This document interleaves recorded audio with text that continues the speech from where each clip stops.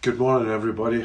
Welcome to today's reflection. I want to say a big thank you to everybody who helped out at the weekend and putting the services together, and also for those who did the refreshments. It was great to be able to see so many people outside, socially distancing and enjoying one another's company and fellowship over a cup of tea. Hopefully that's a sign of things to come. This week the government's talking about identifying countries that we can possibly go to on holiday, and no doubt there'll be a great rush of people wanting to get away and find some sunny destination which to enjoy themselves. I've kind of changed over the years as to holidays. Sometimes I like to do something that's active, and sometimes I like to do something that's not so active and lie on a beach or lie sunbathing or just reading a book.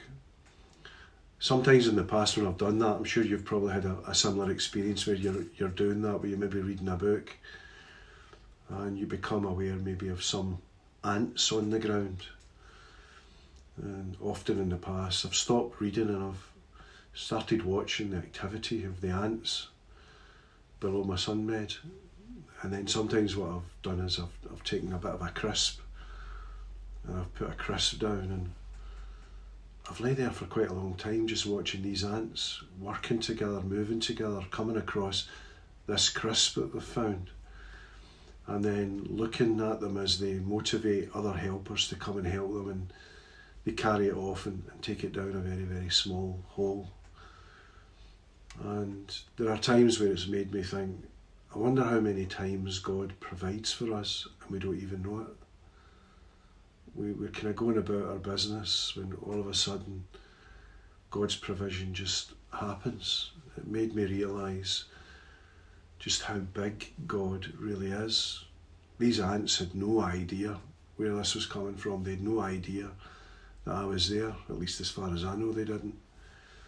And sometimes it can be like that for us, that we're going about our business not so much conscious of God, and then all of a sudden God provides for us because He's aware of what's actually going on.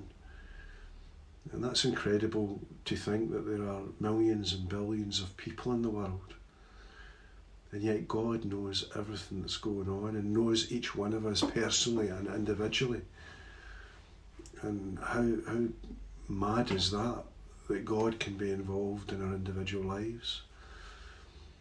And so as we go through this week, let's be conscious of the provision that our God has given to us. There'll be times this week where we might not have something and we need something, and God will provide it. Let's learn to thank Him and acknowledge Him. The other thing that struck me is it's not just about God being great and almighty and us being so small that sometimes we don't realise when He's at work. Imagine for a moment you were lying on the sunbed, and imagine for a moment you were watching all these ants. Imagine if you could become one of those ants.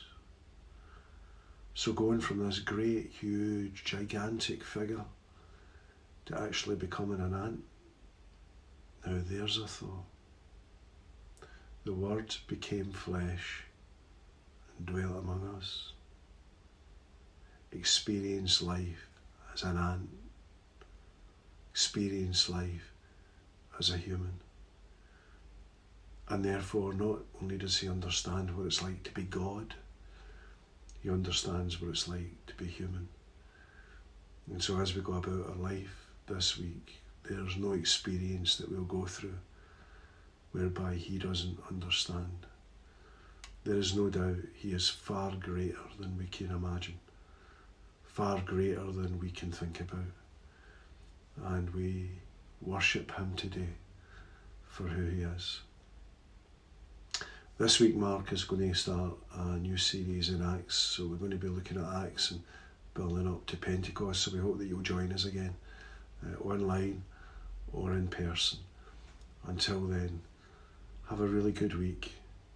Remember, you may be an ant, but you're an ant that's holy and deeply loved of God. Bye.